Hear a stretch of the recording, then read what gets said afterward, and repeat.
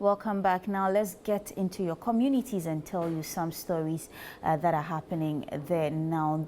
Despite the growing concern or the growing interest of literacy, IT literacy in the world, it is rather sad to note that a school in Ghana, Volta region, is struggling, or the teachers and the students in general are struggling with computer literacy. They are struggling so hard to equip the students with computer literacy. It is so bad that the teachers have to draw the keyboard or the parts of the computer on the blackboard for the students to be able to get knowledge in IT literacy. And I'm not having it because we are in 2024. Yeah. We are in 2024. The world has gone so fast when it comes to computer literacy. When you take China and other very developed countries, for example, children play with these things. These are things they put together on their own. And we are here in Ghana, just Volta region. Yeah. Just here. Yeah. They don't even know what a computer looks like. Yeah. They don't know what a keyboard looks like. They don't know what a mouse looks like. The teacher has to be able to paint the picture from his mind, yes, and put it on the board with drawings, label the parts for them to be able to, have an idea of what it even looks like. Is it a wonder that they fail the ICT exams? Not at all. Not at all. Yeah, because it's Not a at all. practical thing. You know, so and the exams of ICT exams are based on the presupposition that you know what a computer is. You've played with one before. You've used one before, right? So you will fail. Because even when the exams come, or when the ICT exam we are writing, it's literally like theory. There's no practicality where you are really doing it. So they ask you the questions based on what they suppose you have been taught. You already know. Yes. Yes. So you're supposed to answer the questions based on what you know. So imagine I haven't seen what a computer looks like, yet I am supposed to answer questions about it. How am I supposed to get a clear picture?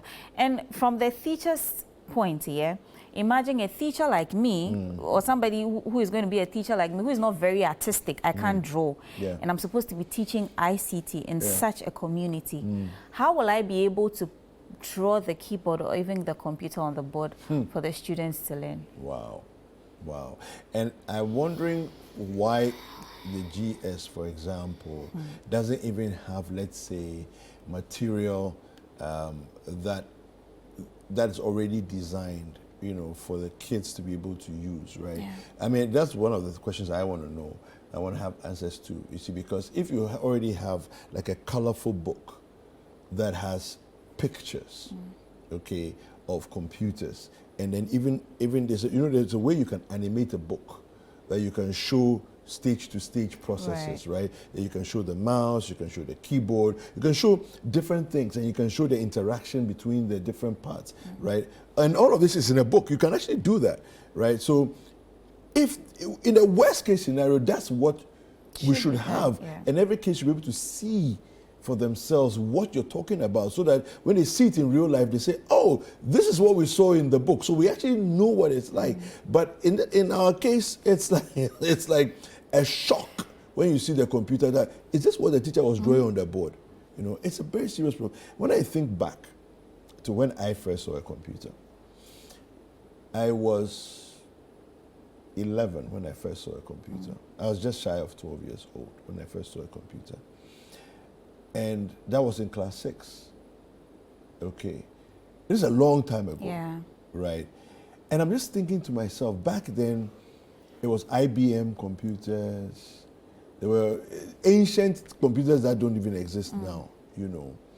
But to think that there are regular 11-year-olds today in 2024 Ghana, 40-something years after I saw a computer for the first time, they don't know, they've not held one before.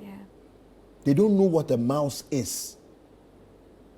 that they will hold one and feel it and see the mouse move on the screen. Uncle, do you know It's troubling. Do you know the troubling part for me? It is not that we are in the 90s or the 80s that you say that to get access to these things, you need to, I mean, break a bank or go through a lot and all of that. They are there. I mean, we have them. Yeah. How much is a computer? In fact, Jifa, to even buttress your point, desktop computers, let's break it down. Home use desktop computers are full.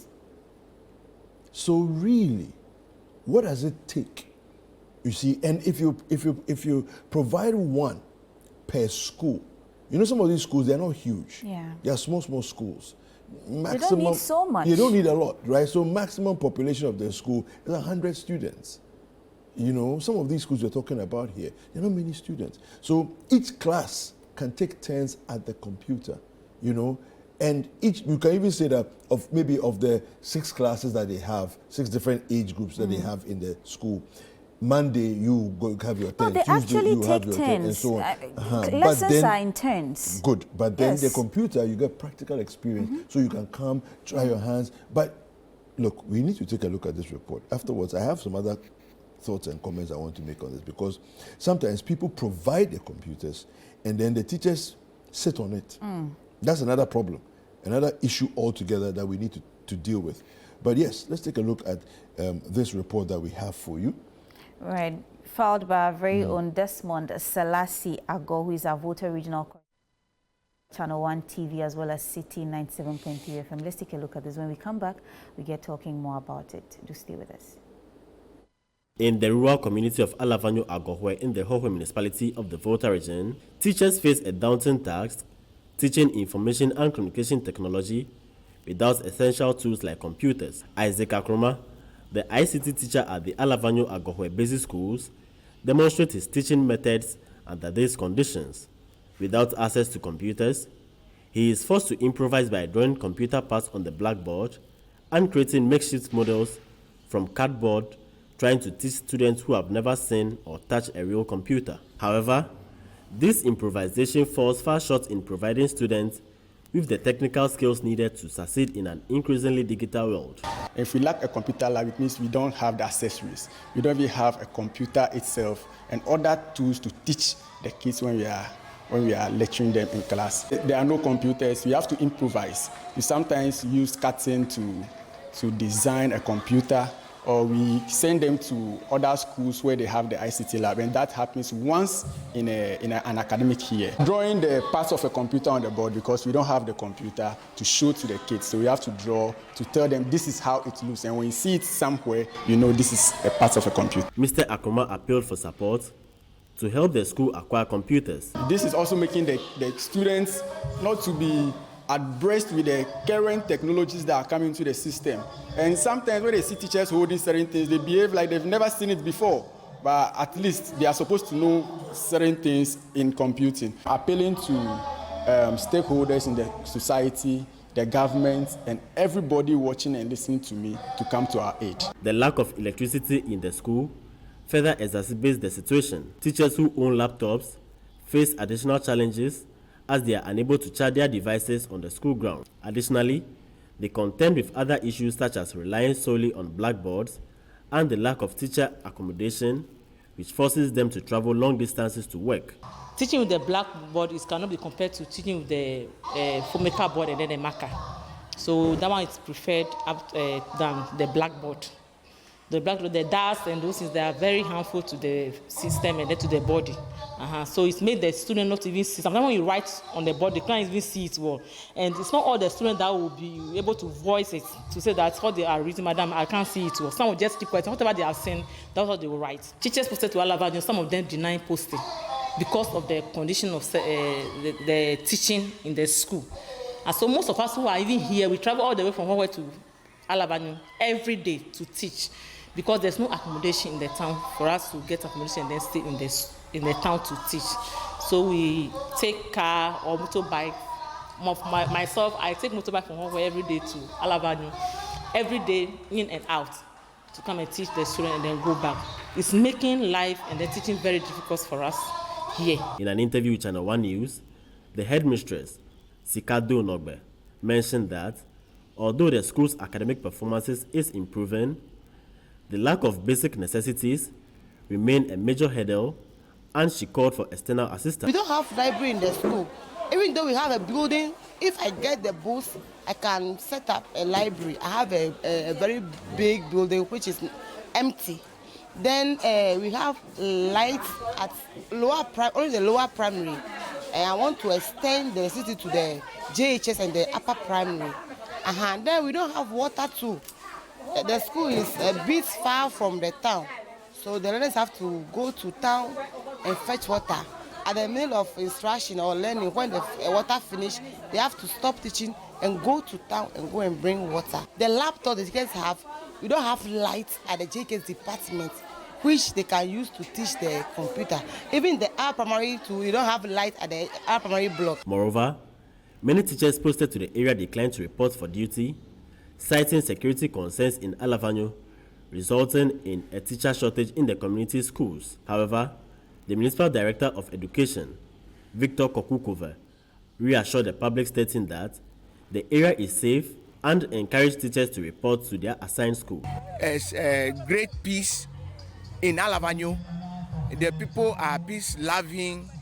The erroneous idea that the war between Alavanyos and Nkunya is still happening, no, there's nothing like that. We said 24 teachers out of the few that we have to augment staffing in the Alavanyo school communities. Currently, we have 10 schools and 2 senior high or second cycle institutions in Alavanyo. Yes, so there's peace in Alavanyo. Teachers who are having the erroneous idea about the war is no more. There's peace in Alavanyo. My teachers should stay in Alavanyo and do the work effectively. Walanyo Chekpo, the NDC parliamentary candidate for Hohwe constituency, spoke to ChannelOne News, addressing the educational challenges in the municipality. He promised that if elected, he would ensure that schools lacking technological resources receive the necessary material. 7 basic schools in the constituency. Our plan is each of the schools to have a computer lab, and that's a focus, what we are going to focus on in our first 2 years in office. All the schools need to have. That's a report filed by our Volta regional correspondent Desmond Selassie Ago from Alavanyo Agohwe in the Volta region of Ghana. Kwiku, there's actually a myriad of problems there. Yeah. So it's not just the issue of the lack of computers to teach ICT. There's the issue of electricity. Yep. There's the issue of water and a whole lot. Yeah. In 2024, Ghana Education Service, students do not have these basic things. And it is their right. Yeah, you know, and these, I always like to reference the fact that these students will be writing exams with other students elsewhere who don't have any of the challenges that they have. So again, what sort of fair playing field are we creating for our students to be able to compete fairly, to compete at least with a chance, you know? And so I struggle with this whole ICT thing, right?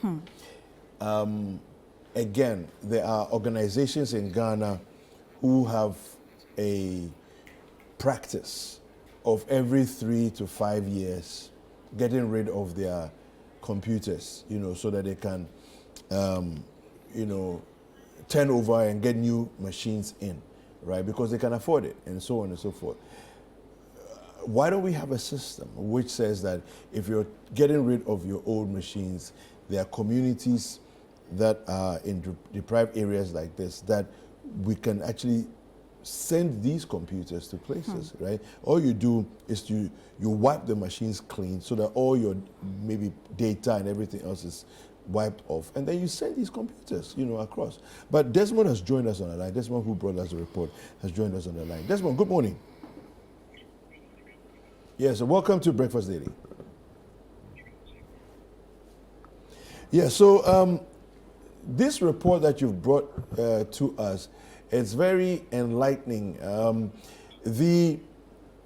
Tell us about the place of the Agohwe school that you're talking about, where is it in location? How far away is it from Hohoe or from Ho? Give us a sense of where it is.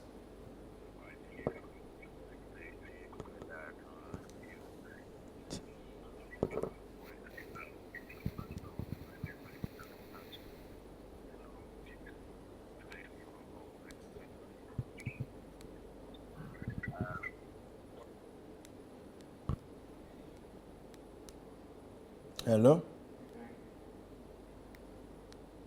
Hello, Desmond.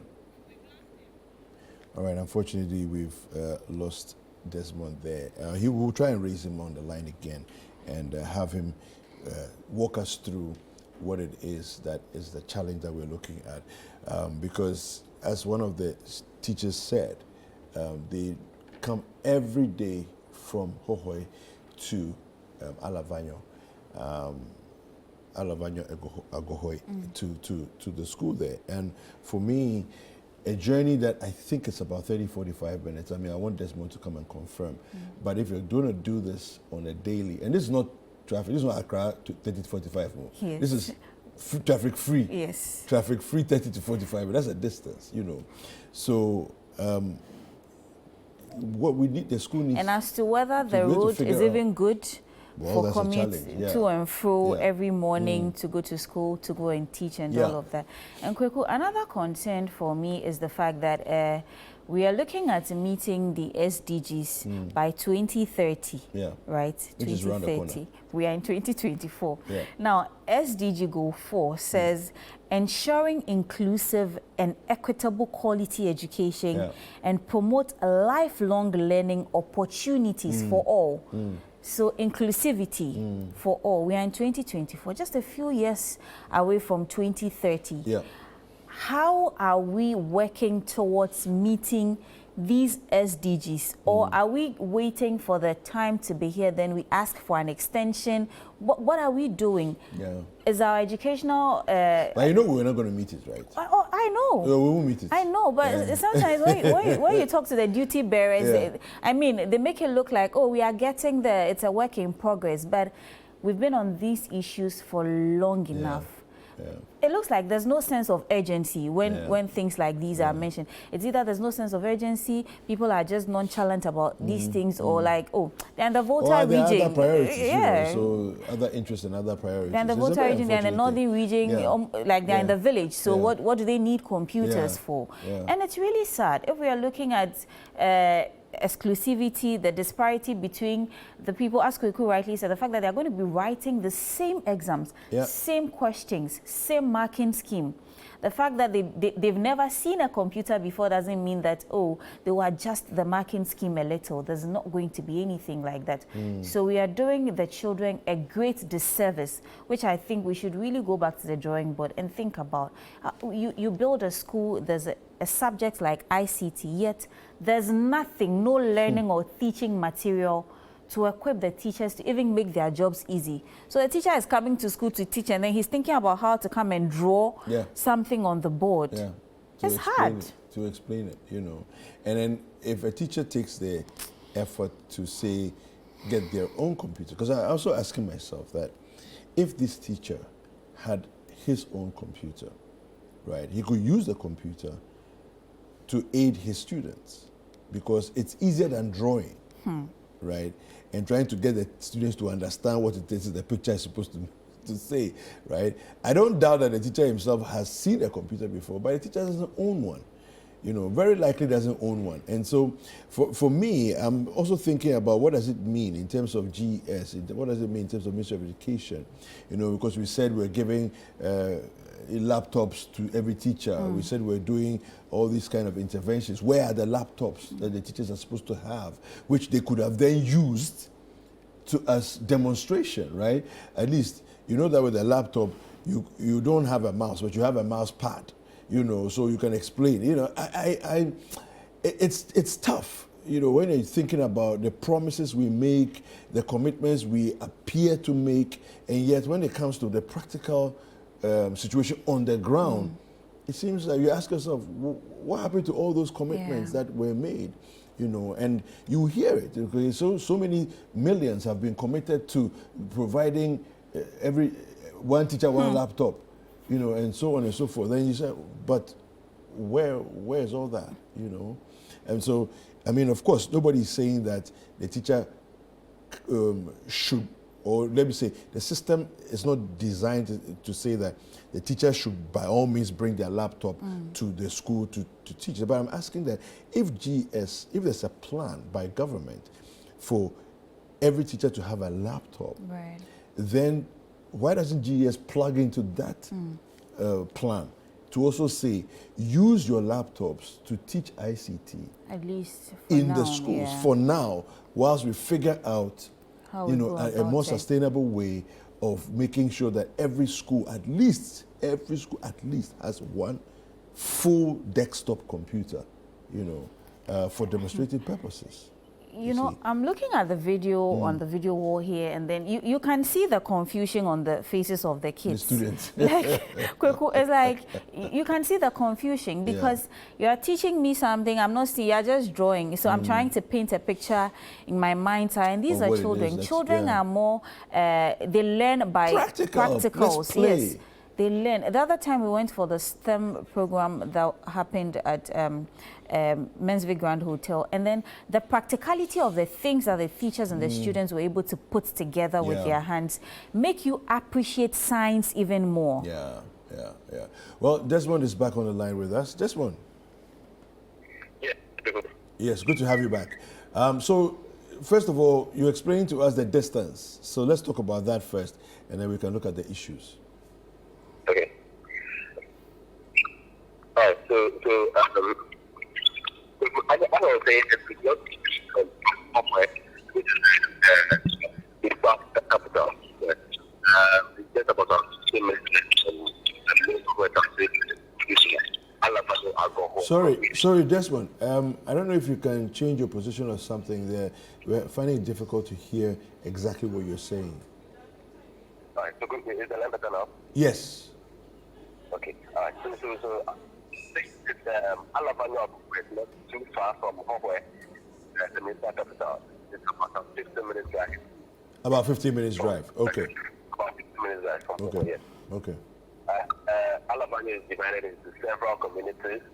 Alcohol happens to be one of those communities. In terms of schools in the area, we have about 10 schools with 2 senior high schools.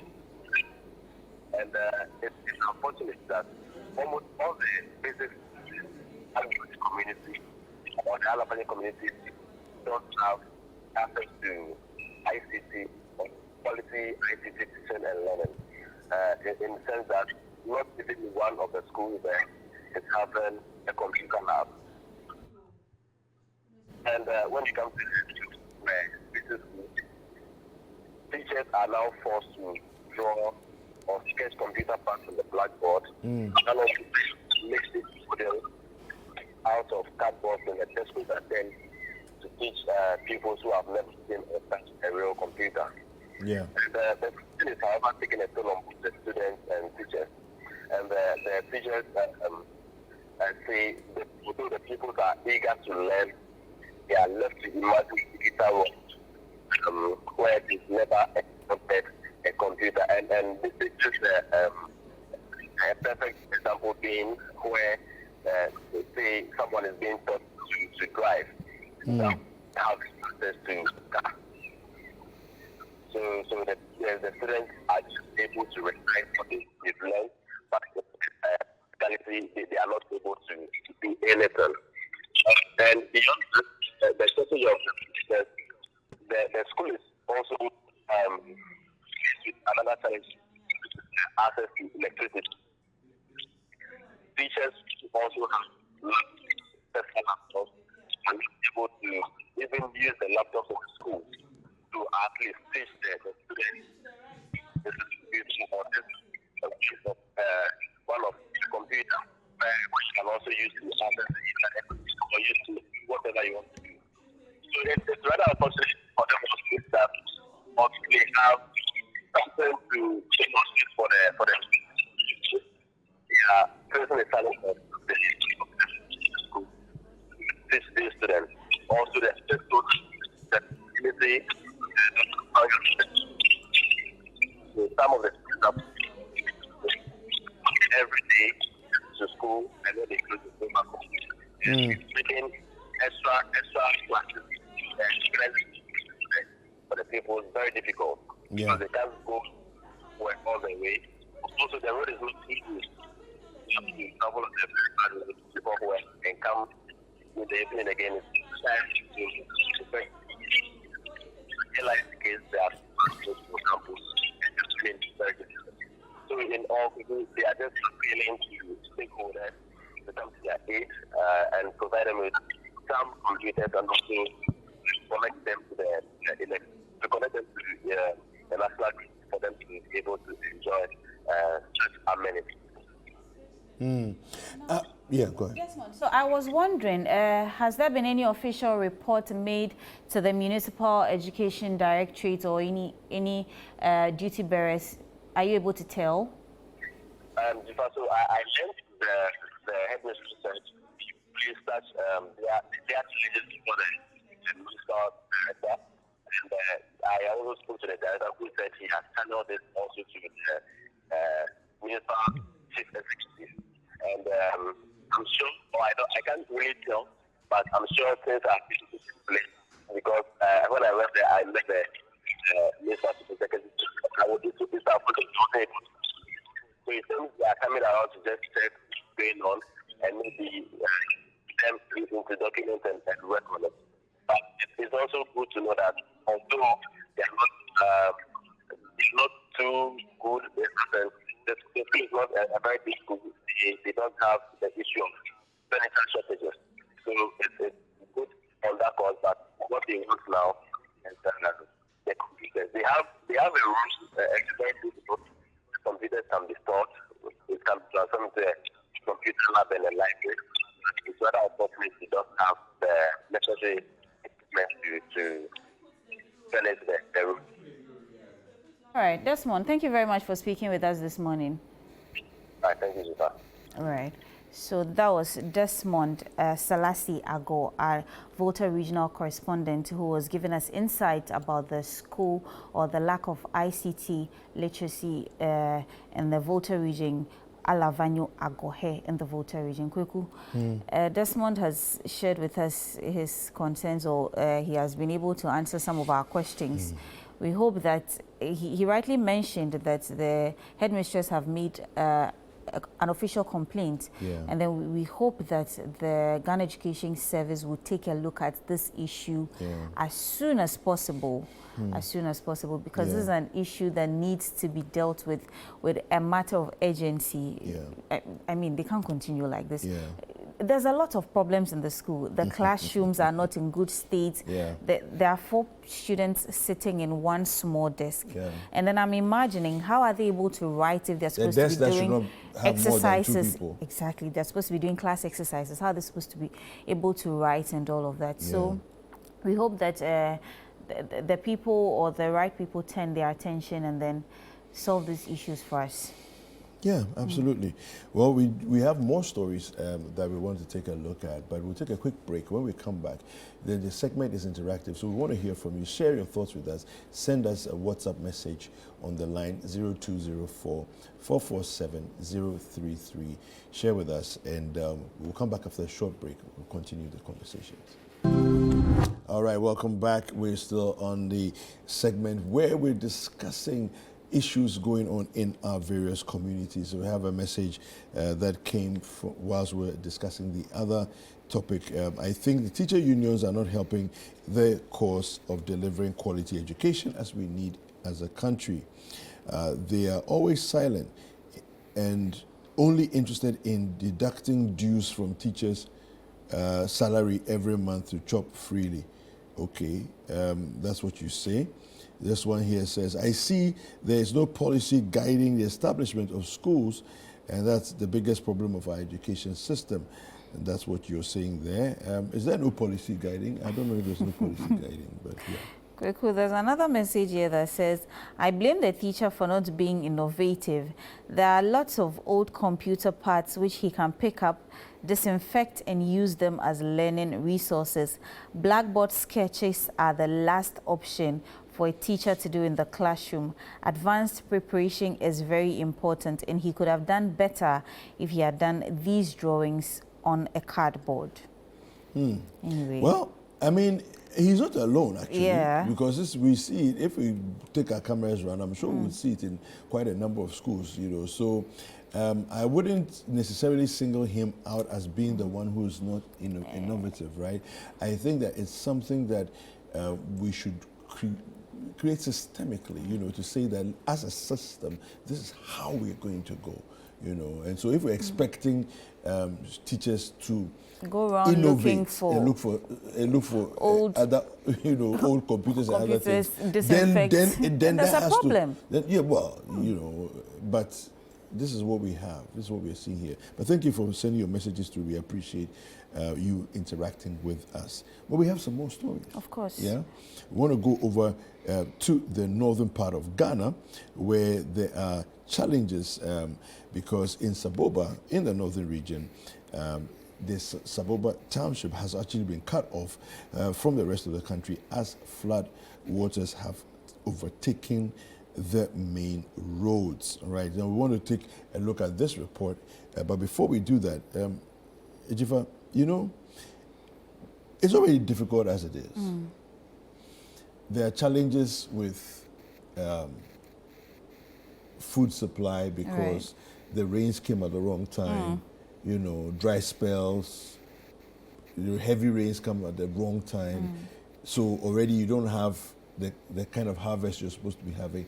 Now the town of Saboba has been cut off. Look at the problem. And I'm wondering, can somebody get a break? You know, the issues just keep back to back to back to back. You know, and Saboba is going to go through this. It's going to be tough. It's going to be difficult. But we want to hear from the people of Saboba. We have our Northern Regional correspondent filing a report for us. Mohammed Aminu M. Alabira has this report. Let's take a look at it, and we'll come back and we'll talk about the issues. It's that time of the year again when the entire Saboba district in the northern region becomes isolated from the rest of the country. Each year, during the rainy season, water from the dam at Wapuli and Kpalba overflows, submerging the roads and creating major challenges for road users. In recent weeks, the area has experienced heavy rainfall, causing the dam to overflow once more. As a result, cars can no longer travel between Saboba and Yendi. When ChannelOne News visited the site, local youth were assisting motorcycles and other travelers to cross the flooded area. Motorcycles are being charged 50 cedis by the youth to help them cross. All those from Saboba crossing to our police side, and those coming from our police side to Saboba, they can cross. So we are here helping them. Some we back them and then cross them because they can't swim. And the motors will have to use sticks and then race it and then cross it. So it's affecting us. Yeah, we charge them because how much when you cross somebody? A motorbike will cross 50 cedis, some 70. Wow. Yes. And what you carry somebody like that? Yes, that the person will pay either 50 cedis or 10 cedis. Some of the affected travelers shared their frustration with ChannelOne News. Cars cannot travel.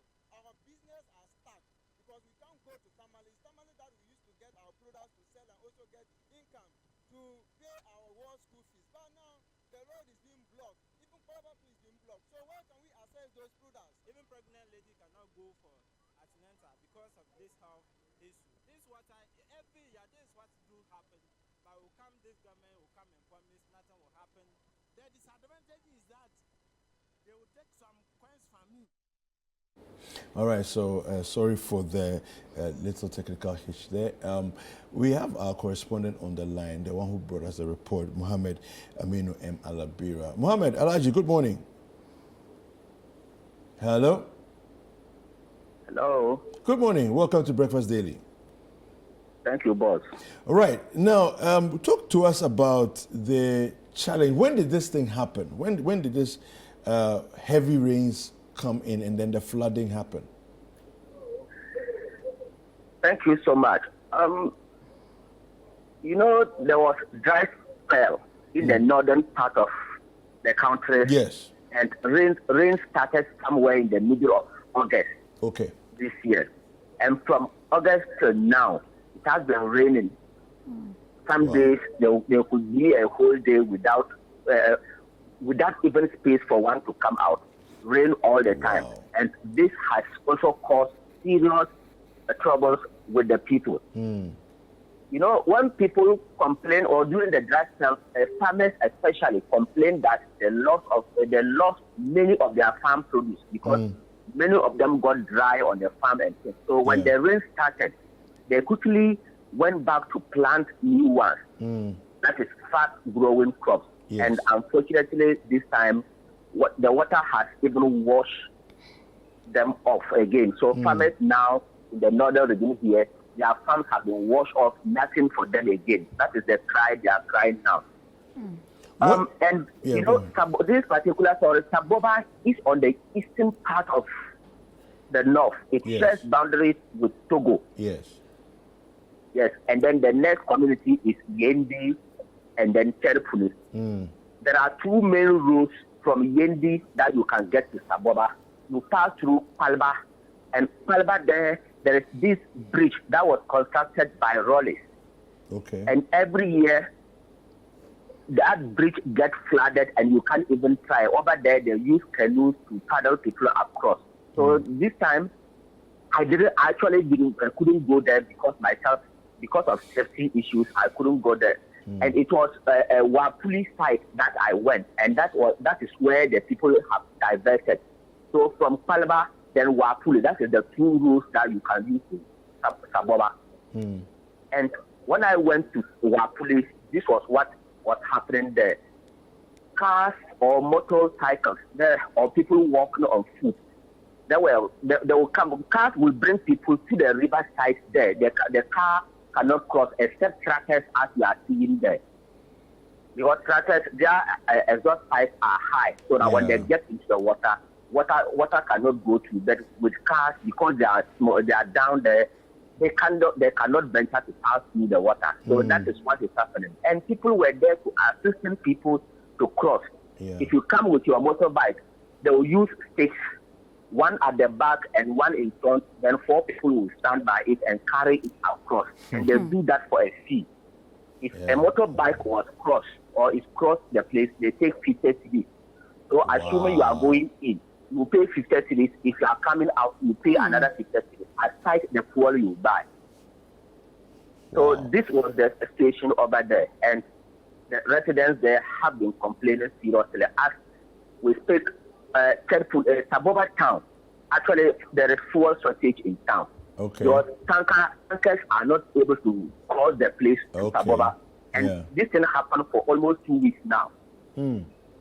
So fuel stations have run out of fuel, making the place difficult for residents there to come by fuel over the place. Yeah. Does the water look like it's going down anytime soon? Or is there